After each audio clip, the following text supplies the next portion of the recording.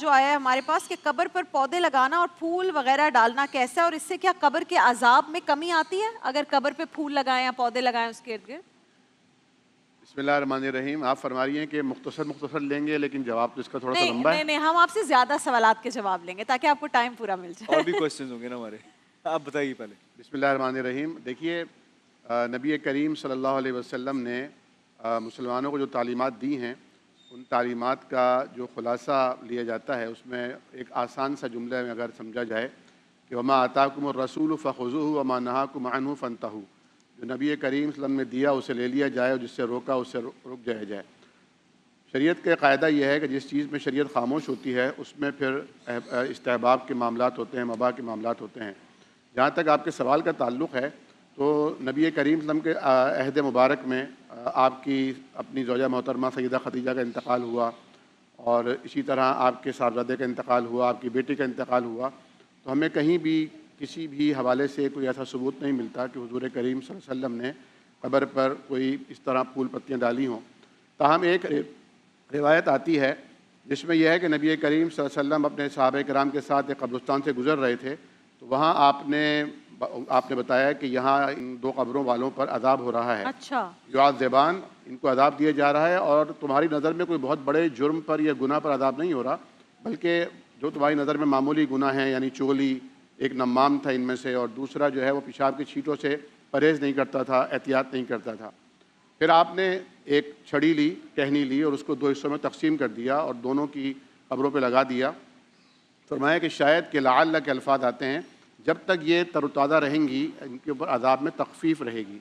इससे उलमा में दो आरा पैदा हुई हैं। अच्छा। एक राय यह है कि उन छड़ियों के या उन टहनियों के लगाने की बिना पर, क्योंकि वो तस्बीह कर रही हैं, इस बिना पर यह अज़ाब में तख़फ़ीफ़ होगी।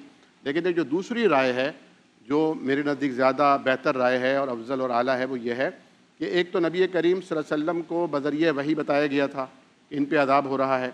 हम जिन कब्रों पर पौधे लगाते हैं, जिन कब्रों पर हम फूल डालते हैं, हमें तो नहीं पता कि उन पर अज़ाब हो रहा है। अच्छा। हमें तो अच्छा गुमान रखने का हुक्म है कि इंशाअल्लाह अल्लाह ने इनकी बेहतरीन मेहमान नवाजी की होगी। दूसरा ये जो कुरान कहता है कि जितनी भी मखलूक़ात हैं वो सब अल्लाह की तस्बीह बयान करती हैं, तो वो जो टहनी है वो खुश्क हो या तर हो, खुश्क होने के बाद भी तस्बीह बयान करेगी। सही। वो जो मट्टी पर, जो कब्र के ऊपर जो मट्टी पड़ी है वो भी अल्लाह की तस्बीह बयान कर रही है। जितनी भी मखलूक़ात हैं, जो भी चीज़ें हैं, सब अल्लाह की तस्बीह बयान करती हैं। तो यहाँ पर मुराद ये है कि नबी अकरम ने जो दुआ फरमाई, उस दुआ का असर उस वक्त तक रहेगा जब तक ये जो टहनियाँ हैं ये सरसब्ज रहेंगी या ये सूखेंगी नहीं। ये आजकल तो एक और काम होता है, वो एस्ट्रोट्रफ जो होती है ग्रीन वाली, वो कब्र पे बिछा दी जाती है। वो सॉरी, एस्ट्रोट्रफ जो फेक ग्रास होती है, जी जी जी, और डेकोरेट करने के लिए कब्रों पे डाल देते। सारा दारोमदार असल में यह है कि ये हमारे दिल की तसल्लियों के एक सामान है। असल में मामला यह है कि नबी करीम सल्लल्लाहु अलैहि वसल्लम ने फरमाया इज़ा मातल इंसानु इनक़ता अन्हु अमलुहु, जब इंसान फौत होता है दुनिया से उसका राब्ता टूट जाता है। अब बाहर की दुनिया के बजाय अंदर की एक अलग दुनिया सजती है। वाह वाह वाह। और अगर बाहर आपने कुमकुमे लगाए हैं, बाहर आपने मरकरी के बल्ब लगाए हैं, बाहर आपने दुनिया की अनवा अक़साम की जो है अतूर वहाँ पर छिड़क रहे हैं, लेकिन अंदर अगर उसके अपने अमाल दुरुस्त नहीं हैं और सही नहीं हैं, तो अंदर के अमाल बाहर की दुनिया से अंदर के अमाल को फ़ायदा नहीं, यानी रूह को फ़ायदा नहीं पहुँचेगा। अक्सर जी, हमारा जो दीन है वो तौक़ीफ़ी दीन है, यानी हम हिदायत के पाबंद हैं। जो नबी करीम सल्लल्लाहु अलैहि वसल्लम ने हमें हिदायत दी हैं, हम उसको फॉलो करने के पाबंद हैं। लेकिन जितनी भी अहादीस की किताबें उनमें अहकामुल जनाइज़ हैं, अब्वाबुल जनाइज़ हैं, यानी जब कोई फ़ौत हो तो हमें उस पर क्या करना है, लक़िनु मौताकुम, हमने क्या तलक़ीन करनी है, ला इलाहा इल्लल्लाह की तलक़ीन करनी है। फिर एक रिवायत में ये भी आता है कि अपने मरने वालों पर यासीन पढ़ो।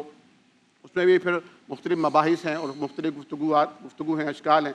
फिर ये भी फरमाया गया कि जब फौत हो जाए तो उसकी आँखों को बंद कर दो, फिर उसको कफनाया जाएगा, फिर उसको गुस्ल किस तरह दिया जाएगा, बेरी के यानी जो पत्ते हैं उनको औटाने के बाद ताकि उससे झाग बने, उनको गुस्ल दिए।